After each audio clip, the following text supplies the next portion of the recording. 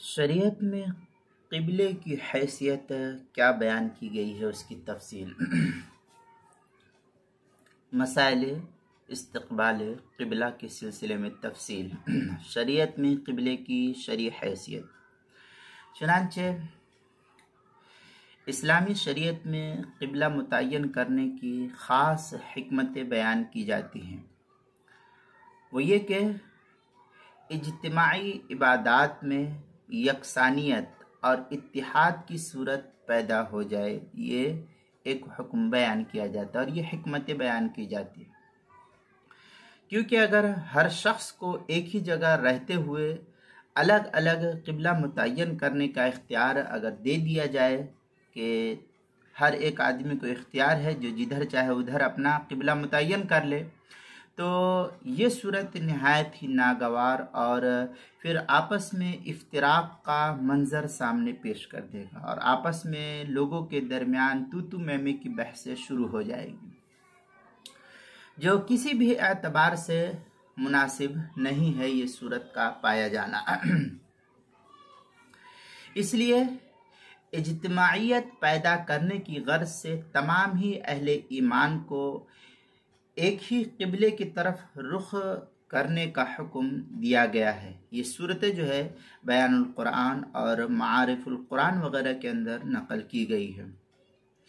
قبلے کا مطلب یہ ہرگز نہیں ہوتا ہے کہ ہم جس معبود حقیقی کی عبادت کر رہے ہیں، نعوذ باللہ، قبلے کی جہت میں وہ محدود ہے، ایسا نہیں ہے، بلکہ اسلامی نقطہ نظر اور اسلامی عقیدے کے اعتبار سے معبود حقیقی اللہ رب العالمین کی ذات والا صفات ہر قسم کی جہت اور زمان و مکان کی حدود سے بالکل بالاتر، منزہ، مبرہ، پاک اور پوتر ہے۔ وہ ہر جگہ وجود کی صفت سے متصف تھا، ہے اور رہے گا، اور کوئی بھی جگہ اس کے وجود سے ایسی نہیں ہے روئے زمین کی یا کہیں بھی جو خالی نہیں۔ کوئی بھی جگہ اس کے وجود سے خالی نہیں ہے۔ کیا مشرق کو دیکھنا، کیا مغرب کو دیکھنا، کیا شمال کو دیکھنا، کیا جنوب کو دیکھنا، یہ ہر چہار سمت جو ہے، یہ سب سمتیں پوری کی پوری طرح اس کے احاطے میں ہے۔ اسی لیے قرآن مقدس میں اللہ تعالیٰ نے اس طریقے سے کہا، وَلِلَّهِ الْمَشْرِقُ وَالْمَغْرِبُ فَأَيْنَمَا تُوَلُّوا فَثَمَّ وَجْهُ اللَّهِ۔ یہ سورہ بقرہ پارہ نمبر 2 آیت نمبر 115 کی یہ آیت ہے۔ اس کے اندر یہ کہا گیا کہ اللہ ہی کی مملوک ہے مشرق بھی اور مغرب بھی، تو تم لوگ جس طرف بھی رخ کرو ادھر ہی اللہ تعالیٰ کا رخ ہے۔ اب اس سے یہ معلوم ہو گیا کہ قبلے کی طرف رخ کرنا محض اس وجہ سے ہے کہ حکم خداوندی یہی ہے، اللہ کا حکم ہم کو یہی ہے۔ اس نے جب اور جس طرف رخ کرنے کا حکم دیا اس کی تعمیل ہی اصل مقصود ہے، اور اسی کے اندر ہماری کامیابی اور بھلائی ہے۔ چنانچہ ارشاد خداوندی ہے اس طریقے سے، لیس البر ان تولوا وجوہکم قبل المشرق والمغرب ولكن البر من آمن باللہ والیوم الآخر والملائکۃ والکتاب والنبیین۔ یہ پوری آخر تک یہ آیت جو ہے سورہ بقرہ پارہ نمبر 2 آیت نمبر 177 ہے۔ یعنی کچھ سارا کمال اسی میں نہیں کہ تم اپنا منہ مشرق کو کر لو یا مغرب کو، لیکن کمال تو یہ ہے کہ کوئی شخص اللہ تعالیٰ کی ذات و صفات پر یقین رکھے اور قیامت کے دن پر اور فرشتوں پر، کتاب پر اور انبیاء علیہم الصلاۃ والتسلیم پر۔ اس طریقے سے آخر تک یہ ترجمہ ہے۔ اب اس سے یہ معلوم ہوا کہ قبلہ اور کعبہ یہ اصل مقصود نہیں ہے، یہ اصل مقصود نہیں ہے۔ گویا کہ قبلہ و کعبہ یہ اصل مقصود نہیں، بلکہ رضائے حق اصل یہ مطلوب ہے، اللہ کی رضا یہ اصل مطلوب ہے۔ اس سے یہ بھی معلوم ہوا، یہ بھی واضح ہو جاتا ہے کہ مسلمانوں کے نزدیک کعبہ جو کعبہ مشروفہ بجائے خود معبود اور قابل پرست نہیں ہے، جیسے کہ بعض غیر مسلم حضرات اس پر اعتراض کرتے ہیں، بلکہ اس کی طرف رخ کرنے سے صرف اجتماعیت کی شان باقی رکھنا منظور ہے اور مقصود ہے۔ اس لیے حضرات علماء لکھتے ہیں کہ بیت اللہ شریف کی عمارت قبلہ نہیں ہے۔ بیت اللہ کا جو گھر دکھ رہا ہے، کالے کلر کا جو گھر دکھ رہا ہے، غلاف کعبہ سے چھپا ہوا ہے گھر جو ہے، یہ جو بیت اللہ کی عمارت ہے، چہار دیواری ہے، یہ عمارت قبلہ نہیں ہے، بلکہ اس جگہ کی خلا ہی کو آسمانوں تک قبلے کی حیثیت حاصل ہے۔ زمین سے لے کر کے آسمان تک، چاہے وہاں پر وہ عمارت رہے یا نہ رہے، اس سے کوئی فرق مسلمانوں کو نہیں پڑتا ہے، بلکہ اس کی خلا ہی کو آسمانوں تک قبلے کی حیثیت قرار دی گئی ہے۔ اگر بالفرض ہم یہ تسلیم کر لیں کہ کسی وجہ سے کعبہ مشروفہ کی جو موجودہ عمارت ہے وہ نہ رہے، موجودہ عمارت جو ہے وہ نہ رہے، پھر بھی قبلہ باقی رہے گا۔ عمارت رہے تو نہ رہے تو پھر وہ قبلہ جو کا تو برقرار ہے۔ یہ اس بات کی کھلی ہوئی دلیل ہے کہ مسلمان ہرگز کعبہ پرست نہیں ہے۔ اس جو خانہ خدا دکھ رہا ہے، کالا کلر کا گھر دکھ رہا ہے، یہ اس کی پرستش نہیں کرتا ہے مسلمان، کیونکہ اگر وہ کعبہ پرست ہوتے تو اس کی عمارت باقی نہ رہنے کی صورت میں وہ اس کی جگہ کو قبلہ نہ بناتے، لیکن ایسا نہیں ہے، قبلہ وہ گھر موجود ہو یا نہ ہو پھر بھی مسلمان ادھر گھر کے منہ کر کے نماز پڑھتا ہے۔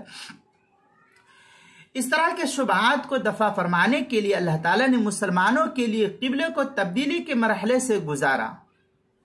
ایک مرتبہ اللہ تعالیٰ نے حکم دیا کہ مسلمان اپنے قبلے کو تبدیل کر لے، تاکہ یہ بات بالکل آشکارا ہو جائے کہ قبلہ اصل نہیں ہے، یہ بیت اللہ کی جو در و دیوار ہے یہ اصل نہیں ہے، بلکہ حکم خدا بندی اصل ہے، کہ اللہ کا حکم ابھی یہاں تھا کہ یہاں تم حکم نماز پڑھو ادھر کر کے، ہم نے اس کو مان لیا۔ پھر اللہ کے رسول صلی اللہ علیہ وسلم کو حکم دیا گیا کہ اب بیت المقدس کی طرف منہ کر کے نماز پڑھو، ہم کو حکم وہاں ملا، ہم جو ہے بیت اللہ کی طرف منہ کر کے نماز پڑھنے لگے۔ تو یہاں اصل خانہ کعبہ قبلہ نہیں ہے، بلکہ اصل تو حکم خدا بندی ہے۔ چنانچہ ہجرت سے قبل تک نبی پاک صلی اللہ علیہ وسلم مکہ معظمہ میں حجر اسود اور رکن یمانی کے سامنے نماز ادا فرمایا کرتے تھے، ہجرت سے پہلے تک، تاکہ بیت اللہ کے ساتھ ساتھ بیت المقدس کی طرف بھی رخ ہو سکے۔ لیکن جب آپ صلی اللہ علیہ وسلم ہجرت فرما کر مدینۃ المنورہ زادہ اللہ شرفا و عظما کی طرف فروکش ہوئے اور آپ وہاں پر تشریف فرما ہوئے، تو آپ صلی اللہ علیہ وسلم کو اہل کتاب کی موافقت کی غرض سے بیت المقدس کی طرف نماز پڑھنے کا حکم دے دیا گیا کہ اب آپ بھی جو ہے اہل کتاب جو ہے ان کی موافقت میں بیت المقدس کی طرف آپ بھی رخ کر کے نماز ادا کرتے رہیے، جس کا رخ مکہ معظمہ کی بالکل جانب مخالف تھا، یعنی تقریباً 16 مہینہ یا 17 مہینہ آپ صلی اللہ علیہ وسلم نے اور آپ کے ساتھ جتنے اصحاب رسول اسلام قبول کیے ہوئے تھے سب کے سب مسلمانوں نے اس حکم خداوندی کی تعمیل کرتے ہوئے بیت المقدس کی طرف اپنے رخ کو موڑ لیا اور اسی کی طرف کر کے اپنے منہ کو اسی کی طرف کر کے نماز پڑھتے رہے۔ اس کے بعد پھر آپ صلی اللہ علیہ وسلم کی دلی خواہش پر بیت المقدس کے بجائے مسجد حرام یعنی بیت اللہ شریف کو دائمی قبلہ بنانے کا اعلان کر دیا گیا۔ چنانچہ اللہ تعالیٰ نے قرآن مقدس کے اندر اس طریقے سے آپ کی دلی تمنا کی نقاشی کی ہے۔ آپ صلی اللہ علیہ وسلم کے جو دل کے اندر بات تھی وہ اس طریقے سے قرآن مقدس نے نقل کیا۔ کہتا ہے قرآن، قد نرى تقلب وجهك في السماء فلنولينك قبلة ترضاها فول وجهك شطر المسجد الحرام وحيث ما كنتم فولوا وجوهكم شطرہ۔ یہ سورہ بقرہ پارہ نمبر 2 آیت نمبر 144 ہے۔ ہم آپ کے چہرے کا بار بار آسمان کی طرف اٹھنا دیکھ رہے ہیں۔ اللہ تعالیٰ کہتا ہے کہ ہم آپ کے چہرے کو یعنی آپ سے مراد نبی پاک صلی اللہ علیہ وسلم کے چہرے انور کو بار بار آسمان کی طرف اٹھنا دیکھ رہے ہیں، اس لیے آپ کو اسی قبلے کی طرف متوجہ کر دیں گے جو آپ کو پسند ہے، یعنی بیت اللہ شریف، خانہ خدا جو ہے۔ اب اب سے اپنا چہرہ نماز میں مسجد حرام کی طرف کیا کیجئے، اور تم یعنی امتی جہاں کہیں موجود ہو اپنے چہرے کو اسی یعنی مسجد حرام کی طرف کیا کرو۔ یہ حکم اللہ تعالیٰ نے نبی پاک صلی اللہ علیہ وسلم کی دلی خواہش اور تمنا کی وجہ سے یہ حکم آپ کے لیے دیا۔ چنانچہ یہ تبدیلی اس حقیقت کی روشن دلیل ہے مسلمانوں کے لیے۔ وہ لوگ جو اعتراض کرتے ہیں کہ یہ کیا نام ہے اس گھر کی پوجا کرتے ہیں، ان حضرات کے لیے اس کے اندر کھلی ہوئی اور واضح طور پر نشانی اور دلیل موجود ہے کہ عبادت کسی خاص قبلے کی نہیں کی جاتی۔ ہمارا جو خانہ کعبہ ہے اس کی عبادت نہیں کی جاتی، وہ اگر موجود ہو تب بھی ہم عبادت کریں گے اسی کی طرف منہ کر کے، اور وہ موجود نہ ہو تب بھی ہم اسی کی طرف رخ کر کے جو ہے نماز پڑھیں گے، بلکہ صرف اللہ تعالیٰ ہی کی جاتی ہے۔ یہی وجہ ہے کہ نماز میں استقبال قبلہ کی شرط ایسی نہیں کہ ہر حال میں لازماً ضروری ہی ہو، بلکہ بعض خاص حالات میں مثلا شدید مرض یا سفر کے دوران غیر قبلہ کی طرف بھی نماز صحیح ہو جاتی ہے۔ اسی طرح اگر غور و فکر کر کے تحری کر کے نماز پڑھی اور بعد میں معلوم ہوا کہ رخ میرا غلط تھا، پچھم سمت ادھر ہونے کے بجائے میری ادھر ہو گئی، اور میں نے غور و فکر کر کے نماز پڑھا تھا، پھر بھی نماز معتبر قرار پاتی ہے، کیوں؟ غور و فکر کیا تھا۔ نیز دور سے عین قبلے کا نہیں بلکہ سمت قبلہ کی طرف رخ کرنے کا حکم کہا گیا ہے، جس میں اگر کچھ ڈگری ادھر ادھر رخ ہو جائے پھر بھی نماز میں کوئی فرق نہیں پڑتا ہے۔